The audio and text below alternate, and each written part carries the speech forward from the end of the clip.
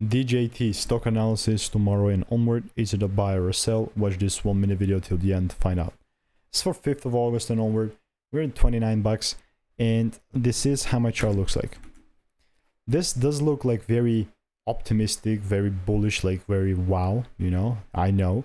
But there is a different story behind this drawing. Now, just for context, the strategy that I'm using has previously delivered thousands of correct predictions over the last, like 2 years that I've documented. So just observing Trump media stock, the only case in which I'll take this thing higher is if the price gives me this double break.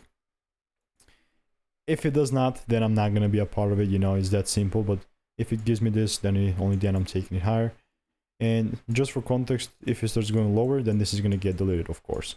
So I'm going to keep you updated, waiting. If you want to learn the strategy that I'm using for free, check the first link in the description. All reviews are 5 stars, and I'll see you in the next one. Goodbye and enjoy.